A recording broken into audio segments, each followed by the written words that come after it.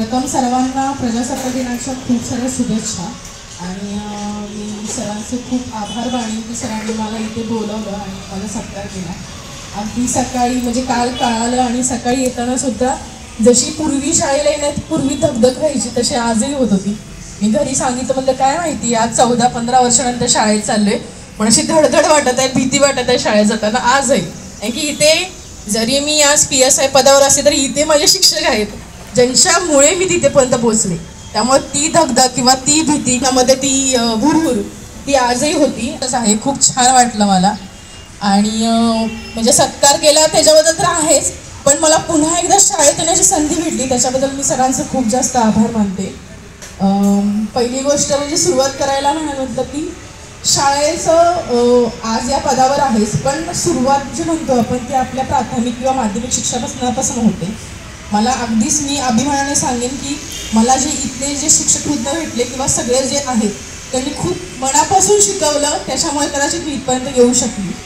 प्रत्येक गोष्ट खूप महत्त्वाची असते आयुष्यामध्ये. म्हणजे छोट्यातली छोटी गोष्ट तुम्हाला ही लहानपणामध्ये कळते. आज ज्यावेळी PSI पदावरती बसते किंवा मी त्या पोलीस स्टेशनमध्ये त्या खुर्चीवर बसते त्यावेळी मी पाहते की खूप लहान लहान मुलं आहेत की ज्यांच्यामध्ये मोबाईलचा अतिवापर केल्यामुळे किती बिघडण्याचं प्रमाण असं म्हणणार नाही, पण त्यांच्या मानसिकतेवरती खूप परिणाम होतोय. म्हणजे खूप वाईट वाटतं की मुलांना अगदी 8 आणि 10 वर्षात वाटतं की आपण घर सोडून निघून जावं. हे खूप चुकीचं आहे, असं नाही वाटलं पाहिजे. म्हणजे मी तुम्हाला अगदी येणे सांगेन की मी ग्रॅज्युएशनला तर माझ्याकडे खूप छोटा मोबाईल होता. माझ्या वडिलांनी मोबाईलच दिला नाही मला. म्हणे की फक्त तू जातेस आणि येतेस हे आम्हाला कळतंय किंवा तू सुरक्षित आहे तेवढं कळतंय, त्यासाठी तुझ्याकडे छोटा मोबाईल आहे ते पुरेसे आहे आमच्यासाठी.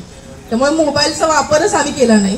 त्यामुळे ते आता जी तुमच्यावरती जो परिणाम होतोय सोशल मीडियाचा तो आमच्यावरती त्या काळात झाला नाही.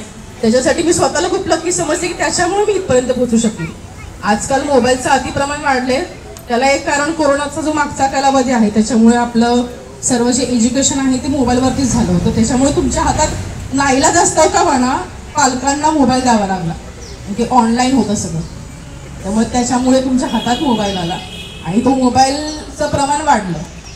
आजकाल इतकं वाईट वाटतं की प्रमाण इतकं जास्त. म्हणजे मी खूप छान मला वाटलं की सरांनी ते जे परिवहन कार्यालयाकडून जे भेटले ते अगदीच खरे ते मेसेज फॉलो करण्यासारखेच आहे. कारण की आपल्या शाळेच्या अगदी जवळ रस्ता आहे, त्यामुळे तुम्ही इथून रोजची येणं जाणं करता किंवा नॉर्मली पण तुम्ही ज्यावेळी लाईफमध्ये जात आहे बाहेर प्रवासासाठी त्यावेळी रस्त्यांचे रूल फॉलो करणे एक महत्त्वाचं आहे.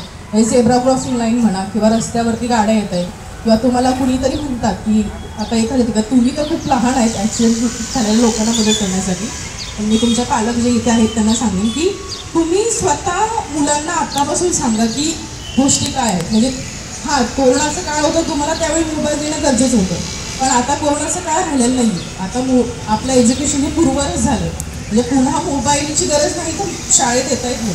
त्यामुळे तुम्ही स्वतः मोबाईल त्यांना देऊ नका. कारण की मोबाईलचा अतिवापर हे इंस्टाग्राम, रील्स, फेसबुक आणि यूट्यूब याच्यामुळे खूप भयानक परिणाम होतोय. म्हणजे आमच्याकडे अगदी पोक्सोचे गुन्हे हे सर्रास घडतात. सर्रास म्हणजे त्याची तुम्हाला पोक्सो हे कायदे वगैरे तुम्हाला तितकंसं कळणार नाही, पण हे छोटे छोटे जे आहेत ना मुलं ज्यावेळी येतात ना आमच्याजवळ की आम्हाला असं करू वाटतंय. पोलीस डिपार्टमेंटने प्रत्येक दिवशी आम्ही शाळेमध्ये जाऊन व्हिजिट करतो आणि मुलांना अवेअरनेस सांगतो की बाबा तुम्ही खूप लहान आहात, तुम्हाला पण हे गुड टच किंवा बॅड टच जे आहेत त्या गोष्टी खूप लवकर कळल्या पाहिजे.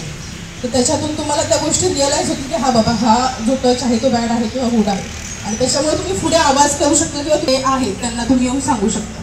त्यामुळे या गोष्टी तेवढ्या महत्त्वाच्या आहेत. अजून सांगण्यासारखं बोललं तर मला सरांनी 2 तास जरी दिले, कारण की आता मला सवय झाली प्रत्येक शाळांमध्ये जाऊन रोज बोलण्याची. त्यामुळे सरांनी मला खूप वेळ दिला तर मी अगदी सगळे ते छोटे कायदे सांगू शकते. जितका सगळे नाही माझ्यासोबत बरेच प्रमुख पाहुणे आहेत त्यांना बोलायची संधी. मी पुनश्च खूप जास्त आभार मानेन की मला इथे बोलवलं, माझा सत्कार केला.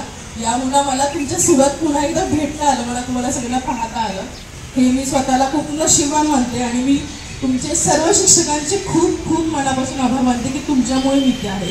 त्यामुळे थँक्यू सो मच आणि थँक्यू सो मच सम्राट सर.